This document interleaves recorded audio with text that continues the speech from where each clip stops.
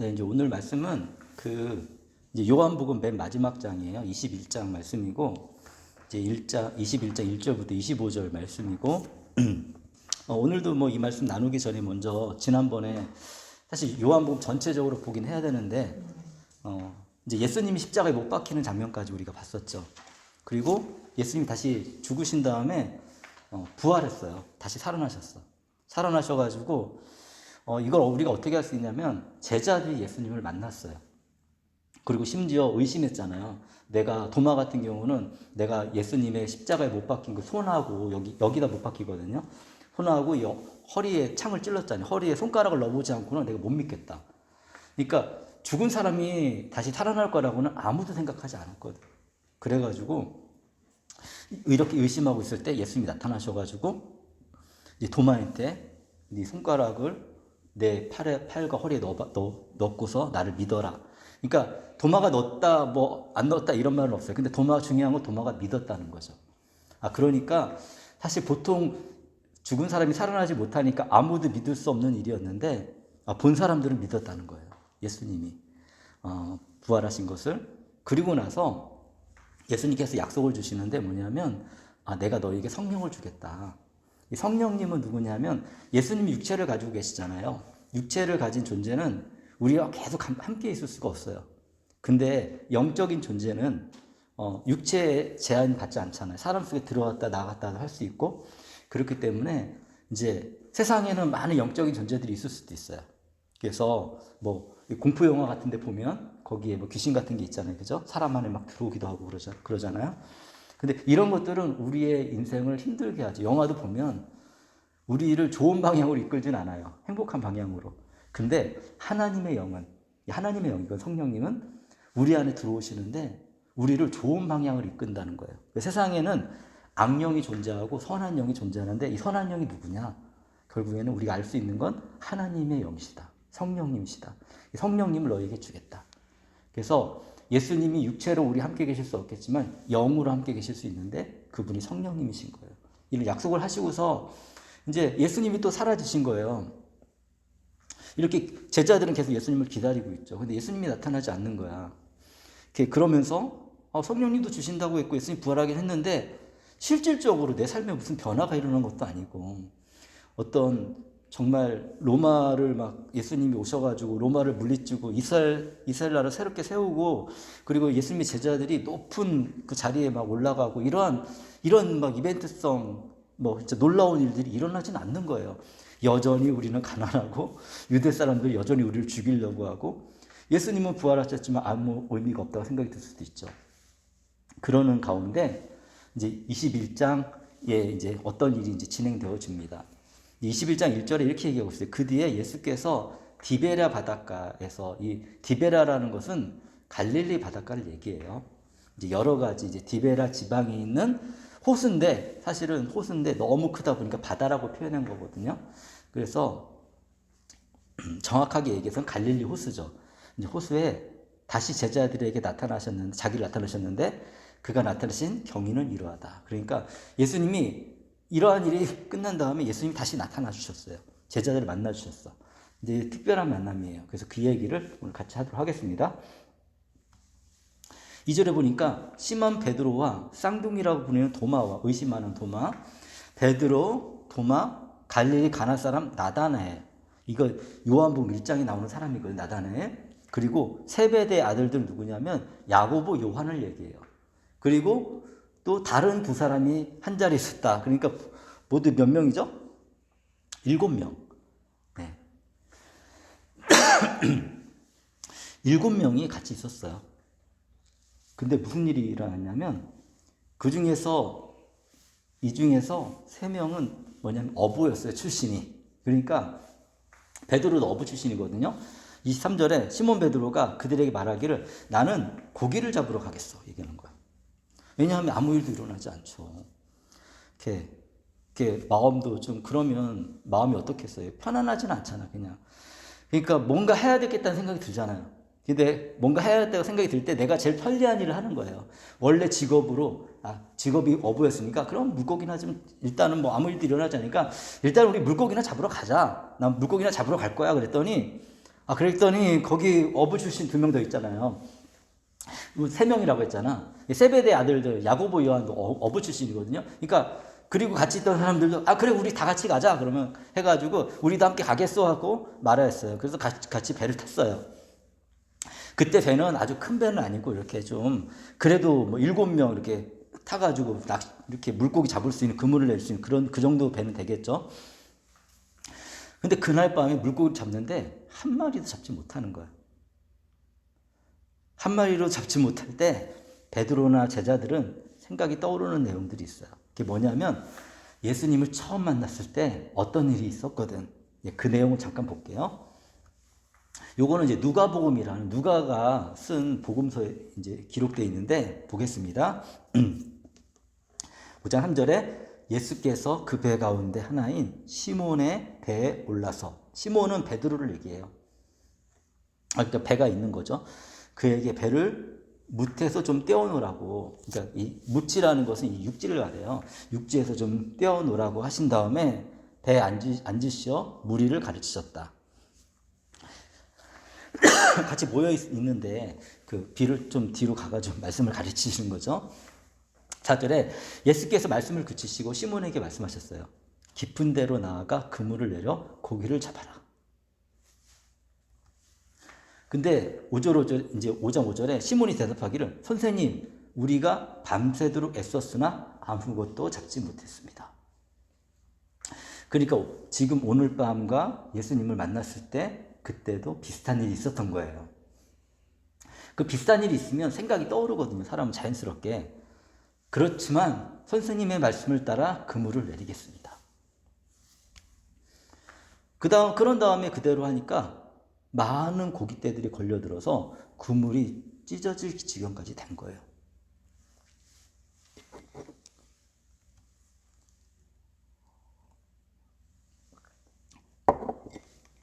그러니까 이거를 다 이렇게 막 건질 수 없으니까 다른 배에 있는 동료들, 이때 표현은 야고보 요한이 다른 성경책에 보면 야고보 요한을 불러가지고 도와달라고 했어요. 그래서 고기를 배에 채우니까 그 배가 가라앉을 지경으로 정말 많은 물고기가 잡힌 거예요. 시몬 베드로가 이걸 보고 나서 왜냐하면 베드로는 어부잖아요. 밤새도록 물고기 못 잡았고 낮에는 보통 물고기를 안 잡거든요. 물고기가 없기 때문에. 그런데 물고기 이렇게 많이 잡은 걸 보고 두려운 거 마음속에. 그래서 예수님이 무릎 앞에 엎드려 말했습니다. 주님, 나에게 떠나주십시오. 나는 죄인입니다. 특별한 인물을 만나면 우리 마음속에 그런 마음이 듭니다. 나는 정말 이렇게 죄인이고 그런데 내가 이런 자리에 함께 있을 수 있을까? 저런 분의 제자가 될 수 있을까? 모든 사람이 다 그래요. 근데 어느 한 사람도 빼놓지 않고 다 똑같아요. 저도 그렇고. 그런 마음이 베드로의 마음이 들은 거죠. 이런 경험이 있었던 거예요. 요한복음 다시 와가지고 이제 밤새도록 물고기 잡았지 못 잡았잖아요. 그죠? 그래서 이미 동틀 무렵이 됐든지 해가 뜰 무렵이 된 거예요. 그때 예수님께서 바닷가에 들어서셨으나 이제 바닷가 이제 해변이죠. 그 호숫가에 이렇게 오셨는데 제자들은 그가 예수인 줄 알지 못했어요. 그러니까 부활하신 예수님은 금방 알아보지 못하더라고요. 성경에 보면 부활하기 전에 예수님은 같이 다녔으니까 뭐 이렇게 알아볼 뭐 필요가 없잖아요. 그죠? 근데 뭔가 좀 제자들이 생각할 때 좀 다른 모습이었을 수도 있고 바로 알아보진 못해요. 그런데 예수님의 어떤 행동과 말씀을 통해서 이분이 우리 예수님이구나 이거를 제자들이 알아보거든요. 그때 예수께서 제자들에게 물으셨어요. 저 멀리 있거든요. 한 90m 떨어져 있는데 멀리 있는 거예요. 이제 여기서 얘들아 무엇을 잡았느냐 이렇게 얘기하고 있는데 뭐 이렇게 얘기하실 수도 있고 무엇을 좀 잡았습니까? 이렇게 소리쳤겠죠. 그랬더니 이 물고기 잡고 있던 베드로하고 제자들이 아무것도 없어요. 못 잡았어요. 이렇게 얘기하는 거예요. 그랬더니 그 사람이 예수님이죠. 그물을 배 오른쪽으로 던져보십시오. 그러는 거예요. 그러면 잡힐 것입니다.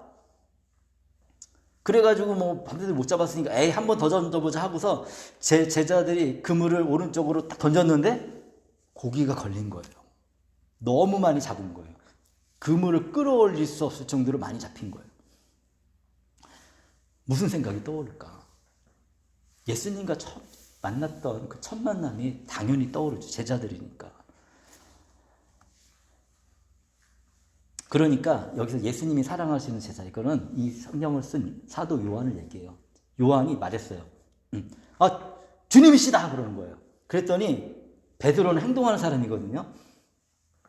이제 물고기 잡으니까 위통도 벗고 막 있었을 거 아니에요. 몸에다가 옷을 이렇게 두르고서 바다로 뛰어내렸어요. 그래가지고 정말 성경을 얼마나 만나고 싶거든요. 이걸 통해 우리가 알 수 있는 거 뭐냐면, 베드로는 예수님을 3번이나 부인했고, 그 부활하신 예수님 만났지만, 마음속에 뭔가 정말 간절한 마음이 있었는데, 주님이다 하니까 주님 빨리 보고 싶어서 막 뛰어내려가지고 예수님께 간 거죠. 그러나 나머지 제자들은 이제 작은 배를 탄 채로 고기가 든 그물을, 왜냐하면 배에 실을 수가 없는 거예요. 너무 고기가 많아서. 그물을 끌면서 해안으로 나왔어요. 그리고 거리를 얘기해 주는데 육지에서 100자 남짓 떨어져 있다. 이게 써 있죠. 약 90m 정도 떨어져 있는 곳에서 물고기를 잡고 있었던 거예요. 그들이 땅에 올라와 보니 숯불이 피어났고 그 위에 생선이 놓여 있고 빵도 있었어요. 이제 우리가 그 구약 성경을 좀 읽어보면 이런 장면을 몇 군데 볼 수 있는데, 이제 구약 성경에 그 엘리야라는 선지자가 있었어요. 근데 아합이라는 왕이 엘리야를 죽이려고 했거든요. 이세벨이라는 여왕이. 그래가지고 도망간 적이 있어. 근데 너무 힘든 거예요. 왜냐하면 하나님을 믿는, 엘리야는 하나님 믿지만 엘리야가 생각할 때 모든 사람 하나님 믿지 않는 거예요. 그리고 자기 생명도 위협받으니까 너무 지치고 힘들었어요. 그래가지고 이렇게 지쳐 있을 때, 막 쓰러져가지고 있을 때 놀라운 이상한 기적이 일어났는데 뭐냐면, 시냇가에서 물은 먹을 수 있죠. 근데 까마귀가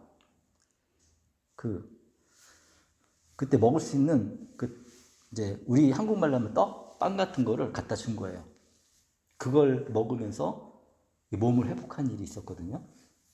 생각해 보세요. 제자들이 밤새도록 일을 했으니까 얼마나 힘들겠어요. 제자들에게 가장 필요한 게 뭘까, 지금? 휴식이 필요하고, 우리 휴식을 취하면서 우리에게 또 좋은 게 뭐예요? 사람은 먹는 거 중요하잖아요. 그죠?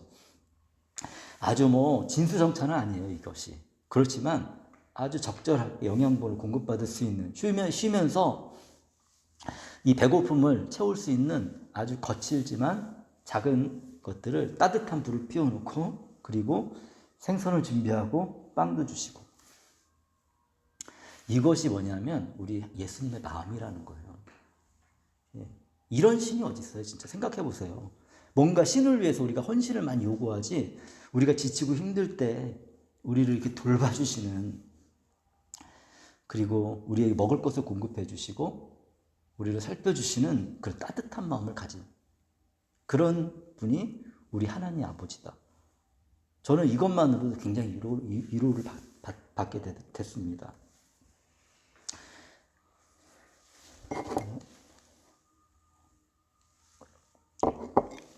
21장 10절에 이렇게 얘기하고 있어요. 예수께서 제자들에게 말씀하셨다.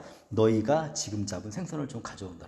근데 좀 제자들이 많잖아요. 7명이나 되잖아요. 그죠? 그러니까 준비해야 된 게 좀 모자른 것 같으니까 물고기를 갖고 와라 그랬더니, 또 베드로가 이제 먼저 막 움직입니다. 그래서 베드로가 배에 올라가서 그물을 땅으로 끌어내렸어요. 그물 안에는 큰 고기가 153마리나 들어있었다. 153마리. 근데 이거 이 153마리가 그렇게 중요한 숫자는 아닙니다. 많다는 거죠. 고기가 그렇게 많았으나, 근데 그물이 옛날에는 별로 안 좋았을 거 아니에요. 근데 찢어지지 않았다는 거죠. 이것도 놀라운 것이라고 기록해 놓고 있습니다.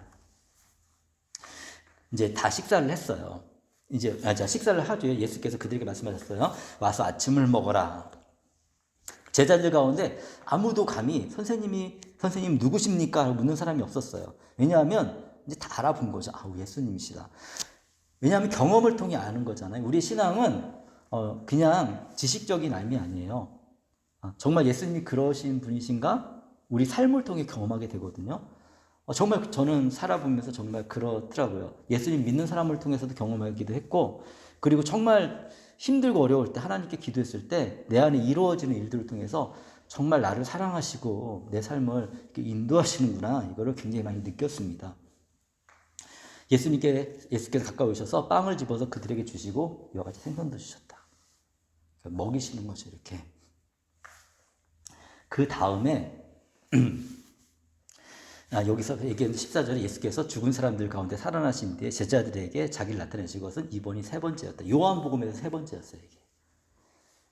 그리고 나서 15절에 이제 아침을 먹은 뒤에 예수께서 누구하고 대화를 나누시냐면 그 중에서 대장 같은 역할을 하는 베드로와 대화를 하세요. 근데 우리가 알고 있는 것처럼 베드로는 예수님을 3번이나 부인했잖아요. 그죠? 모른다고 했어요. 예수님이, 그러니까 생각해보세요. 완전히 배반자잖아. 예수님이 정말 고통받고 죽을 때 나는 저분 몰라요. 근데 그 예수님과 3년이나 같이 다녔어요. 그리고 예수님께 나는 절대 예수님 배반하지 않을 거예요, 이렇게 다짐도 했었고, 우리가 얼마나 우리 믿음이 연약하고 우리 스스로의 힘으로 믿음을 지켜나간다? 이거는 어렵다는 것을 베드로가 알려줘요. 근데 우리는 다 넘어지고 믿음 안 지킬 수 있는데 태도가 중요한 거예요. 유다는 어떻게 했어요? 끝까지 예수님을 부인하고 그냥 자기 혼자 이 고통을 해결하려고 했죠. 자살했어요, 유다는. 어떻게 됐을까? 영원한 고통, 그 자살 자체가 고통이고 영원한 고통 가운데 그냥 들어가는 거예요, 그 자살 자체는. 근데 베드로는 예수님 3번이나 부인했지만 마음에 괴로운 거야, 그냥. 괴로움을 안고 그냥 지냈어요.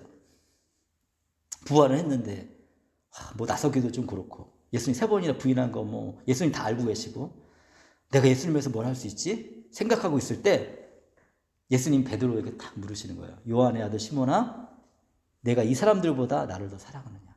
이 다른 제자들보다 정말 나를 더 사랑하니? 베드로가 사랑하는 마음이 없겠어요? 있죠. 배반했어도 사랑하는 마음이 있는 거거든요. 주님, 그렇습니다. 내가 주님을 사랑하는 줄 주님께서 아십니다. 그러니까 예수님께서 베드로에게 말씀하셨어요. 내 어린 양떼를 먹여라.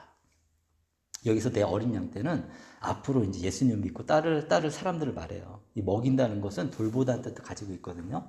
그래서 너가 그렇게 실패하고 그렇지만 내가 너희한테 부탁하는데 예수님을 다른 사람이 알게 되고 믿게 되면 그 사람들 너희가 잘 돌봐야 돼. 얘기해주고 있는 거야. 그리고 나서 그냥 끝이면 좋겠는데 예수님이 다시 한번 물으세요. 요한의 아들 시몬아, 내가 나를 사랑하느니? 사랑한다고 금방 얘기했는데 베드로가 다시 대답해요. 주님, 그렇습니다. 내가 주님을 사랑하시는지 주님께서 아시지 않습니까? 예수님은 사람의 마음을 아시는 분이거든요.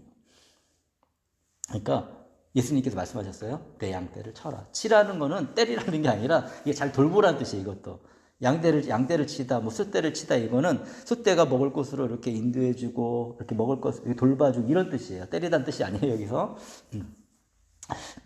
그리고 나서 끝이면 좋겠는데 마지막으로 3번째.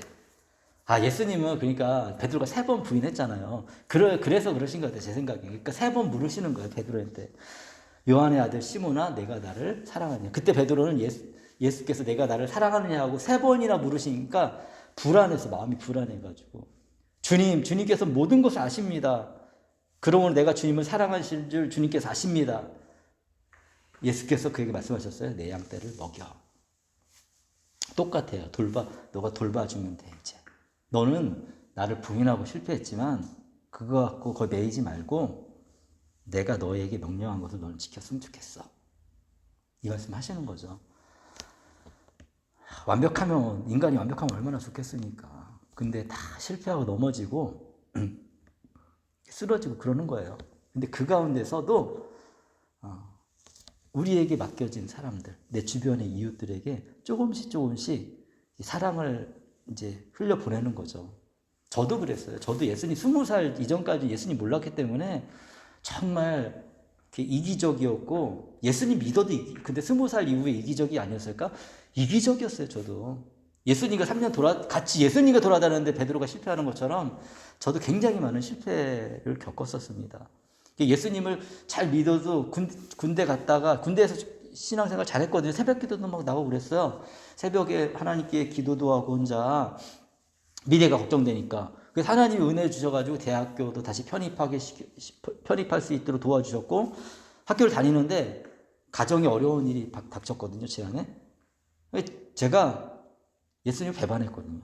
배반했다는 거는 뭐 교회를 안 가지는 않았어. 교회는 가긴 갔어, 그때도.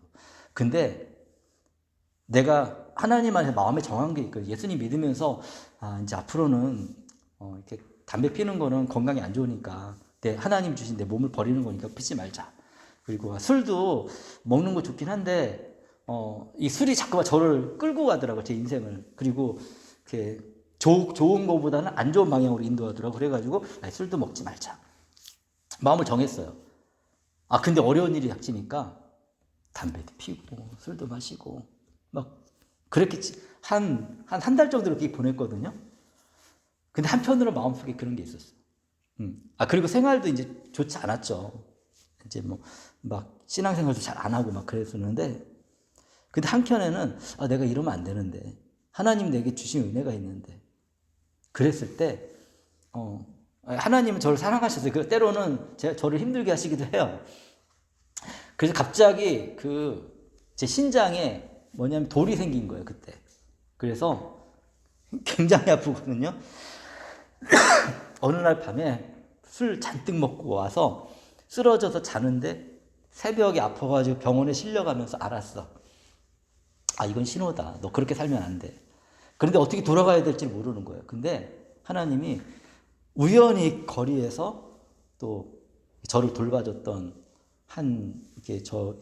저희 순장님, 우리 간사님 한 분을 만나서 그분하고 카페에 가서 대화를 하면서 제 속마음을 얘기할 수 있었어요. 그리고 그분이 좀 격려해 주셨어. 그래, 그런 일이 있었지만 다시 돌아와서 열심히 하면 돼. 그 용기를 내가지고 이제 저는 CCC 공동체였죠. 다시 돌아갔어요. 그래서 지금 저희 아내랑 결혼도 했고 지금 이 자리에 있는 거예요. 만약에 그냥 제가 그대로 그냥 유다처럼 뭐 인생을 포기해버리고 그냥 인생을 끝내버렸다면 지금이 없겠죠. 근데 제가 알았어. 그래서 베드로의 마음을 알겠다니까요. 내가 부족하고 부끄럽고 그렇지만 그래도 예수님 안에 머물러 있으면 예수님이 길을 열어주시는구나. 내 삶을 바꿔주시는구나. 굉장히 많이 느꼈습니다. 예수님이 그런 분이신 거예요. 그 18절에 말씀하십니다. 내가 진정으로 너에게 말한다.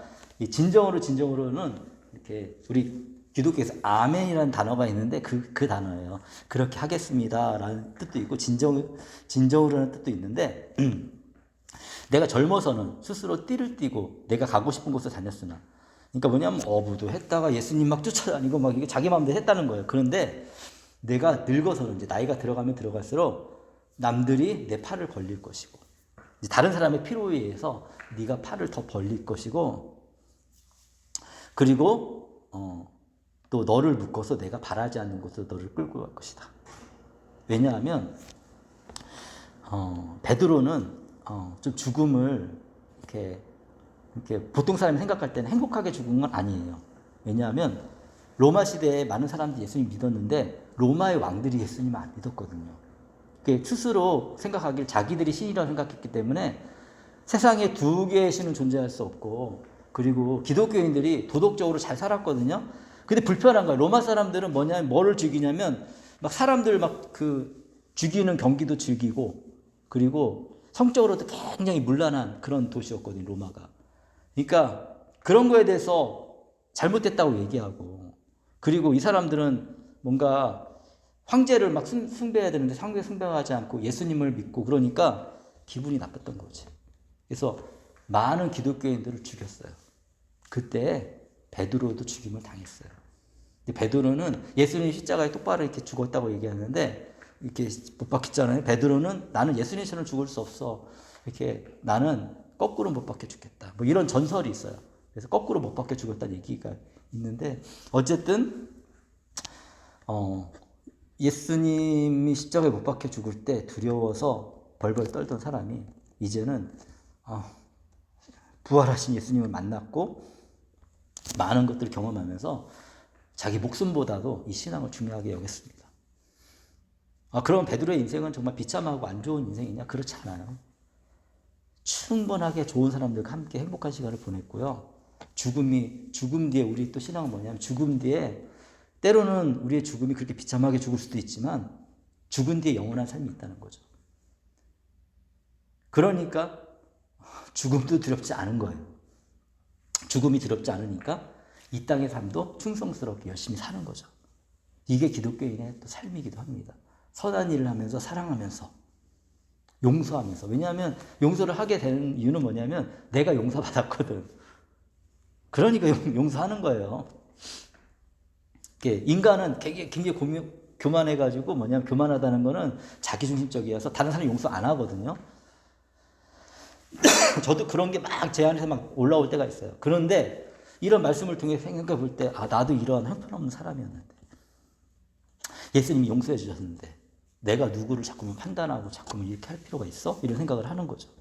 그러면서 사랑으로 끝까지 함께 갈 수 있는 마음을 갖게 됩니다. 그래서 19절에 얘기하고 있어요. 예수께서 이렇게 말씀하신 것은 베드로가 어떤 죽음으로 하나님께 영광을 돌릴 것인가를 암시하신 것이다. 예수께서 이 말씀을 하시고 나서 베드로에게 나를 따라라 하고 말씀하셨다. 예수님은 다 아셨죠. 베드로가 어떤 죽음으로 죽을지도. 20절에 죄송합니다.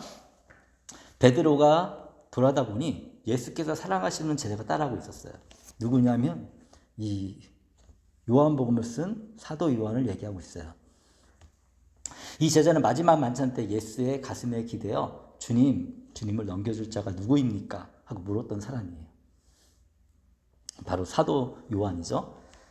베드로가 그래도 사람은 그런 것 같아요. 또 좋은 제자가 있으니까 베드로가 이 제자를 보고서 예수님께 묻는 거예요. 주님, 요 제자는 어떻게 될까요? 어떻게 되겠습니까? 나는 이런 거 하는데 우리 요한은 어떻게 뭐 할 거예요? 요한도 많이 사랑하시잖아요. 그랬더니 예수님께서 말씀하셨습니다. 내가 올 때까지 그가 살아있기를 내가 바란다고 한들 그것이 너와 무슨 상관이 있느냐? 너는 나를 따라라. 뭐냐면 그거 너무 신경 쓰지 말고 너와 나와의 관계 속에 내가 너에게 이야기한 것이 중요하니까 이거 생각해. 근데 사람 마음은 이 사람은 어떻게 될까? 이렇게 생각하는 거죠. 그리고 나서 이게 사람은 이렇게 연약합니다. 그래서 이 말씀이 믿는 사람들 사이에 퍼져나가서 제자들이 같이 들었을 거 아니에요. 사람들이 얘기하는데 사실을 얘기하지 않는 거예요. 이게 좀 약간 거짓말, 이게 인간의 연약함을 보여주는데 그 제자는 죽지 않을 것이라고 하였지만 예수께서는 그가 죽지 않을 것이라고 말씀하신 것이 아니라 내가 올 때까지 그가 살아있기를 내가 바란다고 한들 그것이 나와 무슨 상관이 있냐 말씀하신 것뿐이다. 다시 한번 설명해 주는 게 뭐냐면 그 제자가 죽지 않을 것이라고 사람들이 막 얘기한 거예요. 근데 그게 아니라는 거죠. 그렇게 살아있게 한들 그게 너랑 무슨 상관이 있느냐 이 얘기한 거거든요. 사도 요한은 어떻게 됐을까? 유일하게 사실 다른 사람에 의해서 죽임을 당하지 않은 사람이긴 해요. 근데 사도 요한도 죽었어요. 대신에 사도 요한은 오랫동안 감옥에 갇혀서 지냈어요. 다른 사도들은 복음을 전하러 가다가 사실 그때는 지금은 너무 자유로운 시대죠. 근데 그때는 예수님을 모르고 이방신들 믿는 사람들이 그리고 사람들이 아깝던 시대이기 때문에 다른 신을 믿는다는 이유로, 다른 신을 전한다는 이유로 막 죽였어요. 그래가지고 죽임을 당했어요. 근데 그럼에도 불구하고 결국에는 로마가 어떻게 되냐면 예수님이 있는 나라로 바뀌었어요. 이게 바로 하나님의 능력이고 그러면 왜 그렇게 하셨을까? 오늘날 우리들에게도 예수님이 어떤 분이신지 알게 될 수 있는 그 시작을 주님께서 열어놓으신 거죠. 역사는 여러 방법으로 흘러가서 이렇게 예수님의 복음도 여러 방법으로 흘러갔지만 사실 기독교에서 나쁜 일도 많이 했어요. 우리 잘못된 것은 인정해야 돼요. 근데 원래 기독교는 그렇지 않다는 거죠. 원래 예수님은 그런 걸 가르치지 않았다는 거죠. 문제는 뭐냐면 인간이 악하다는 거예요. 우리 인간이. 그런데 이렇게 악한 인간이라 할지라도 예수님은 기회를 주신다. 이 베드로를 통해서 우리가 알 수가 있잖아요. 24절 25절입니다. 이 모든 일을 증언하고 또한 이 사실을 기록한 사람이 바로 이 제자이다. 이제 여기서 자기를 밝혀요. 이 사람이 바로 나 사도 요한이야. 우리는 그의 증언이 참되다는 걸 알고 있다. 나는 알고 있어. 이것이 진실이라는 것을. 25절에 예수께서 하신 일은 이 밖에도 많이 있어서, 여기 요한복음에 기록된 것뿐만 아니라 우리 누가복음도 봤지만 다른 내용들이 또 있거든요. 많이 있는데 그것을 낱낱이 기록한다면, 모두 다 기록한다면 이 세상이라도 그 기록한 책을 다 담아두기에 부족할 것이라고 나는 생각한다. 그래서 굉장히 많은 내용이 있죠. 근데 요한복음이 이 복음서를 기록한 목적이 있어요. 뭐냐면 예수님이 어떤 분이신지 우리가 이해하고 그분을 믿기 바라는 거예요. 예수님은 우리에게 뭐냐면 우리의 인격을 존중해 주시거든요. 사랑한다는 것은 그 사람이 원하는 것을 스스로 할 수 있도록 돕는 거죠. 내가 생각하는, 아무리 내가 옳은 것이라 할지라도 내가 조절하는 거는 조절이잖아요. 그 사람을 조절하는 건데 그 사람이 좋은 방에 갈 수 있도록 돕는 건데, 이렇게 예수님의 방법은 이렇게 예수님에 대해서 알려주고 결정을 스스로 하게 합니다. 저도 그래서 예수님 믿을 때 저 스스로 결정한 것이지 다른 사람의 영향을 받긴 했지만 결정은 저 스스로 했어요. 물론 그 가운데 성령님이 함께 하셨고 저희 마음을 이끄셨지만, 그것도 인정하지만 저의 결정도 거기 들어있다는 거죠. 그러니까 지금 내가 이 믿음의 삶을 살고 좀 어려운 일이 있어도 내 경험한 게 있고 내 결정한 게 있고 또 이 신앙이 너무 확실하다는 것을 알고 있기 때문에 후회하지 않습니다. 그리고 살아보면 살아갈수록 잘 결정했다. 비교가 되어지거든요. 자연스럽게 예수님이 없는 삶과 예수님 있는 삶과 비교가 되어지니까 이상한 게 아니었어. 저도 기독교에 대한 오해도 되게 많았고 그리고 예수님에 대해서 몰랐고 그랬는데 그래서 성경을 보는 거예요. 성경을 통해 예수님이 어떤 분이시구나. 아무리 제가 뭐 좋은 얘기를 하더라도 이것이 완전한 증명은 될 수 없습니다. 제 경험이 답이 아니에요. 경험은 도와주는 양념 같은 거예요. 그냥 중요한 건 뭐냐면 성경 말씀에서 예수님이 어떻게 말씀하셨고 그리고 우리가 보여주는 그 제자들의 삶이 어떠한가, 그걸 통해서 예수님을 우리가 경험하게 되고 알게 됩니다. 그래서 예수님을 잘 믿고 살아가는 우리의 삶이 됐으면 좋겠어요. 제 기도하고 마치도록 하겠습니다.